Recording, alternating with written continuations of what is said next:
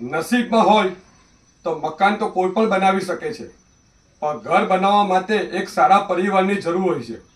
આજે આપણે વાત કરીએ છીએ જય અને વીરુની. જય અને વીરુ બંને ભાઈઓ હતા અને બંનેમાં ખૂબ જ આત્મીયતા હતી.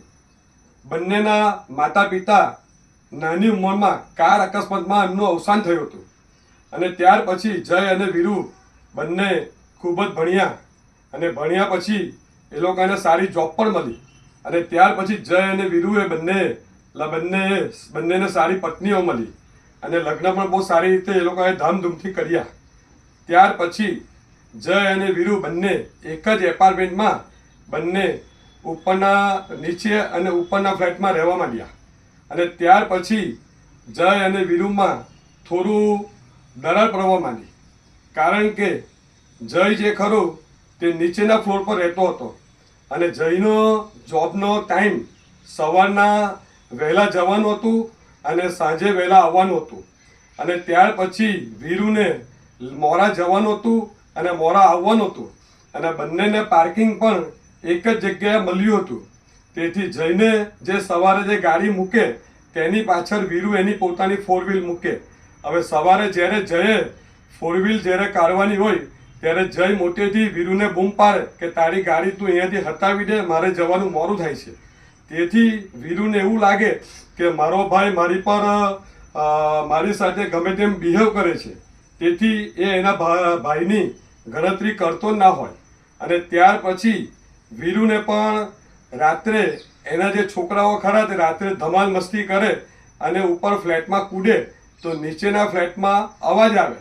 ત્યારે જયનું કહેવું એવું હોય કે ભાઈ મારે સવારે વહેલા જવાનું હોય એટલે અમને સૂવામાં ડિસ્ટર્બ થાય છે, તેથી વીરુ તું તારા છોકરાઓને સમજાવ. ત્યારે વીરુ એવું કહે છે કે ભાઈ મારા છોકરાઓ તો આ બધી વસ્તુ કરશે જ. એટલે બંને ભાઈઓમાં ઘર્ષણ ઊભું થાય છે. ત્યાર પછી એક દિવસ સોસાયટીમાં ગણપતિનો ફેસ્ટિવલ આવી રહ્યો હોય, તેથી સોસાયટીમાં ગણપતિનો ફારો ઉઘરાવવા માટે ત્યાંના લોકો બધા આવે છે.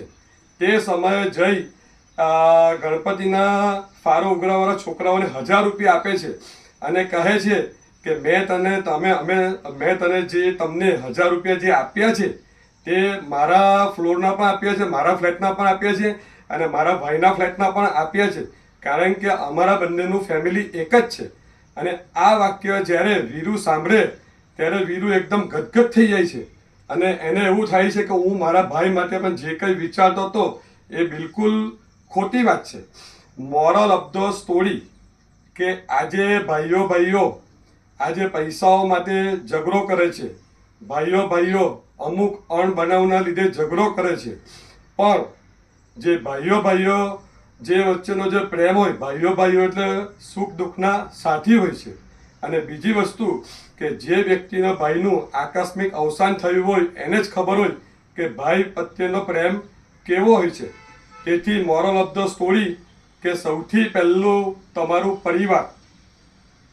પરિવારમાં તમારા ભાઈઓ, તમારા બહેનો, ત્યાર પછી જિંદગીનું બધું જ તમારી પાસેનું છે. સૌથી પહેલાં તમારો પરિવાર, અને આ પરિવારમાં જો પ્રેમ હોય તો તમારું મકાન, તમારું ઘર બની શકે છે. રાધે રાધે.